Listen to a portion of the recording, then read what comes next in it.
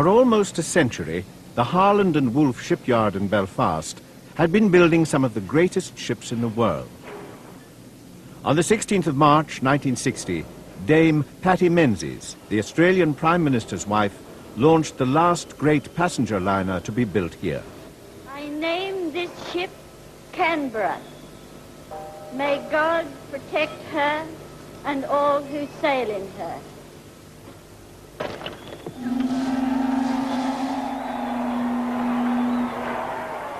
But for Northern Ireland's shipbuilding industry, difficult times and uncharted waters lay ahead.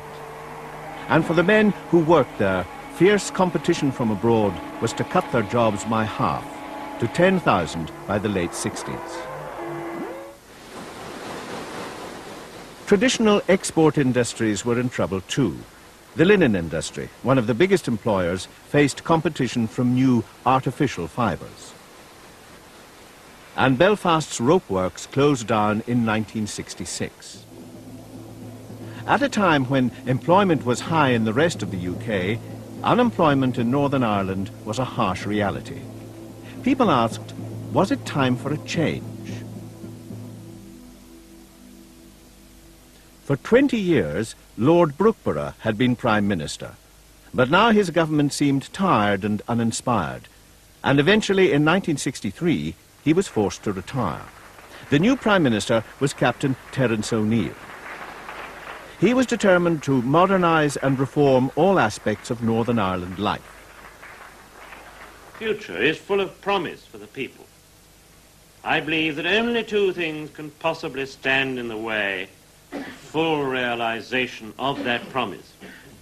One of these, a serious setback for the United Kingdom as a whole, is not a matter within our control.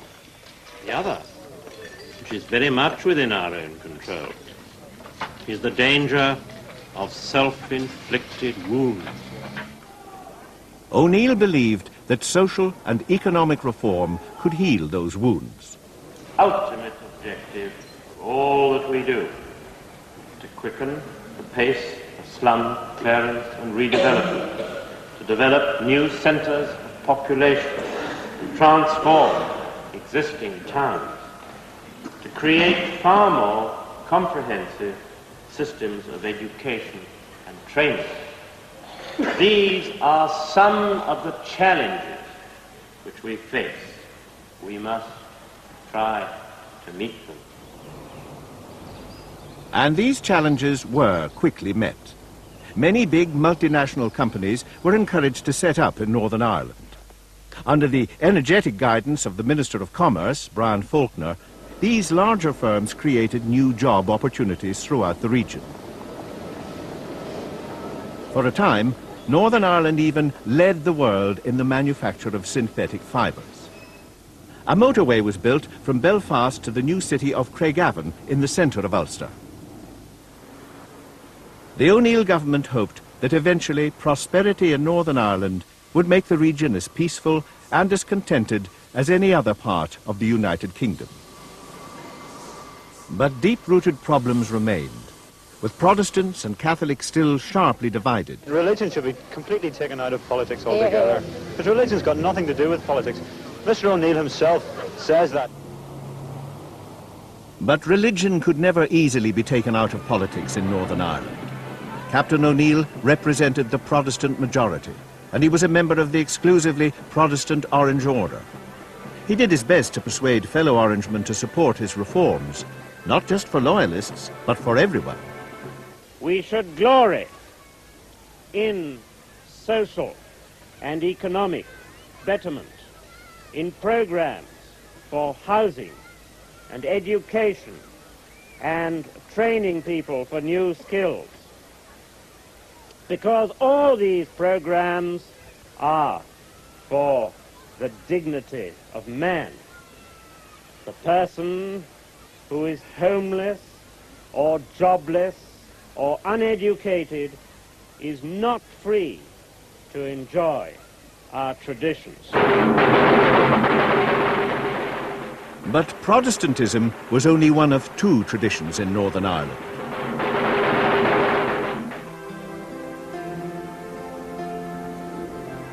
Over 1/3 of the population were Catholics, and some of them wanted political union with the Irish Republic. Despite this, Captain O'Neill made new gestures of friendship towards the Catholic minority. Along with his wife, he visited Catholic schools, convents and hospitals, and he took care to be photographed there in the company of nuns. He encouraged the police force, the Royal Ulster Constabulary, to foster good relations between both communities in Northern Ireland. But the RUC was unique in another way.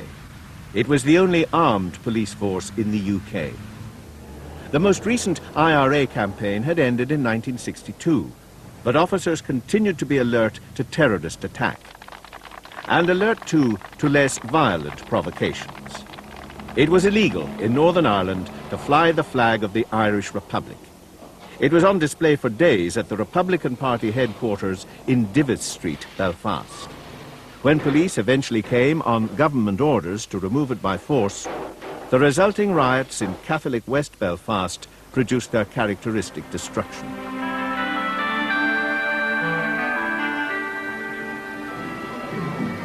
It has always been a strong tradition in Northern Ireland to march to the drum of battles past.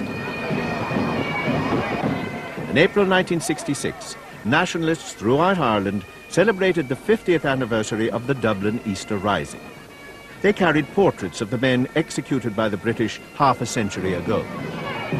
This infuriated loyalists just as much as orange parades antagonized nationalists. The marching and counter-marching of both communities fueled each other's fears. In the working-class streets of Belfast, the two communities lived mostly on either side of an invisible divide. Catholic beside Catholic, Protestant beside Protestant. In times of tension, living in the wrong area could be seen as asking for trouble. I can't see why a lot should come in next door to us and just do what she likes and just say what she likes and the people not say a word. I can't see what sense in there is. A Protestant should stick up for Protestants just like a Roman Catholic stick up for themselves. Meanwhile, an invitation was sent to Leinster House in Dublin, the home of the Irish Parliament, the Dáil.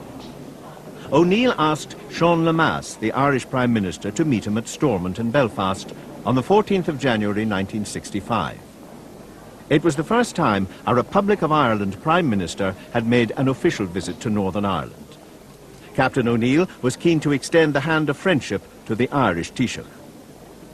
Both premiers were concerned at possible public reaction to the meeting, but in the event, it was O'Neill who had to face the more serious trouble. He had only informed his Unionist government colleagues about the meeting that very morning. He later faced their wrath at party headquarters. Minister, would you care to comment on the meeting, sir? No, very, very happy meeting, very successful. Thank you very much indeed. Thank you. Although applauded by some, O'Neill's reforms had fallen short of nationalist demands. At the same time, they had fueled Unionist resentment. There were frequent calls for his resignation. O'Neill must go was the catchphrase. When he called a general election in the autumn of 1965, he stayed typically aloof from the mood of the people. Did you give him any message or rallying cry? No, I don't believe in slogans and rallying cries. Captain O'Neill was returned as Prime Minister of Northern Ireland in November 1965.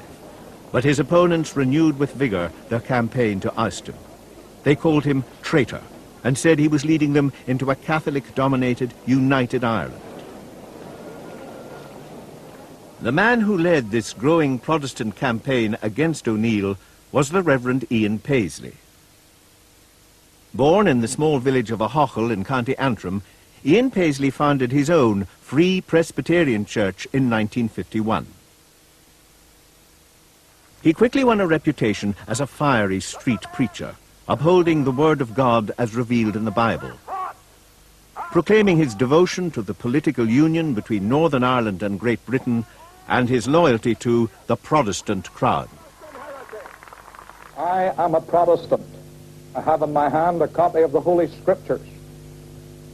These are the sole rule of faith and practice to Protestants. At a great cost, over 400 years ago, the martyrs and reformers and confessors broke the shackles of popish superstition and priestcraft and recovered the gospel in what is known in history as the Great Reformation. I am a Reformation Protestant. The Irish Presbyterian Church has for some time now been slowly and surely betraying the faith of our fathers. And at the last assembly, my church, the Free Presbyterian Church of Ulster, staged a protest march through the assembly to protest against the Romanizing tendencies of that denomination. Paisley's protests had often led him into conflict with the police. He had been arrested on previous occasions, but this time he was sent to jail for refusing to pay a fine. I was brought wrongfully to court, and I was unjustly imprisoned, put under a rule of bail to keep the peace for 2 years.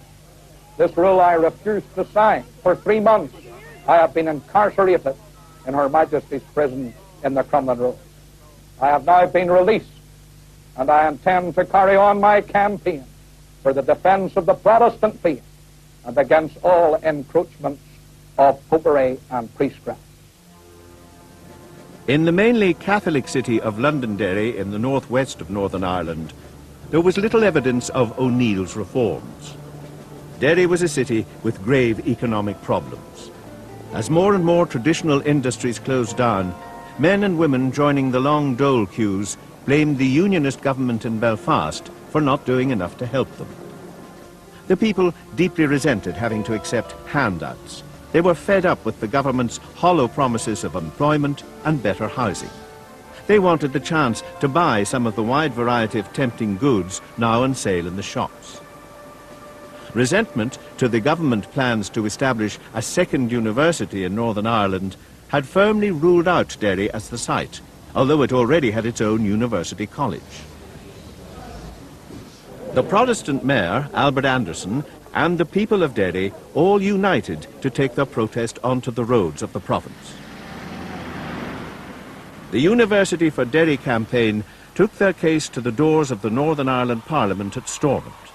They arrived united in common cause, Catholic and Protestant, nationalist and unionist. It was a unique moment, but they failed. And failure too was at the heart of many of Derry's problems, nowhere more so than the failure to provide sufficient and adequate homes. Government policy was not to build houses for Derry Catholics if it would upset the traditional voting patterns in the city. A challenge to this policy came in June 1968 in the town of Caledon, where a house allocated to an unmarried Protestant woman was taken over by a family of Catholics. Police and bailiffs removed them bodily. A new generation of nationalist politicians, amongst them Austin Curry, Member of Parliament for East Tyrone, had decided enough was enough. I'm protesting against two things. Number one, the allocation of a house to a 19-year-old unmarried girl, while there are 269 people on the waiting list for Dungannon Rural Council and only 12 houses under construction. I'm also protesting against the system whereby it's possible for an individual councillor to allocate the houses in his bailiwick. And I will keep going until I break this system and until I get some assurance that houses will be allocated only on the basis of need. I have seen injustice. It has not been remedied. I will continue to fight until it is remedied. When the black people of America decided to stand up and fight for their civil rights, their leader, the Reverend Martin Luther King, adopted the tactics first used by the Indian pacifist Gandhi. They took to the streets in peaceful protest within the law. Although the forces of law and order didn't always see it that way themselves. Negroes of the United States, following the people of India, have demonstrated that nonviolence is not sterile passivity, but a powerful moral force. The emotional appeal of black civil rights was seen and felt in homes around the world. Yes, we shall overcome.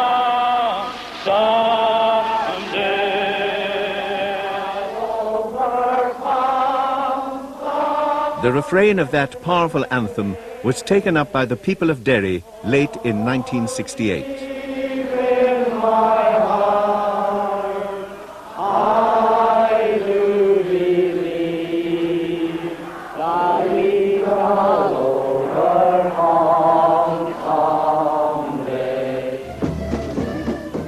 The first civil rights march in Northern Ireland was between the two country towns of Dungannon and Coal Island in County Tyrone on the 24th of August 1968. Feelings ran high as the day wore on. Confrontation between the marchers and the supporters of the Reverend Ian Paisley was narrowly avoided. As night fell, speeches were still being made urging the civil rights campaigners to follow the example of the blacks and stand up for their rights. It was a message of particular appeal also to university students in Belfast, fired as they were by the student revolts of 1968 in Paris and Prague.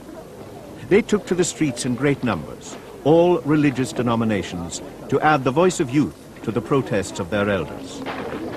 Among them was a student leader, later to become the youngest woman MP ever elected to Westminster, Bernadette Devlin. Students and loyalists confronted each other later that day outside Belfast City Hall.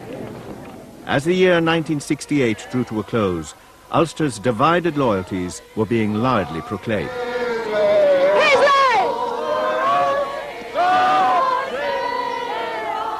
The civil rights movement had brought the two communities onto the streets of Northern Ireland in a battle for political control.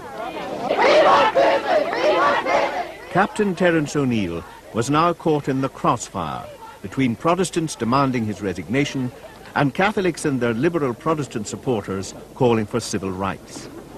This was to set the scene in Northern Ireland for years to come. And O'Neill was not the only one to be caught in this vicious crossfire.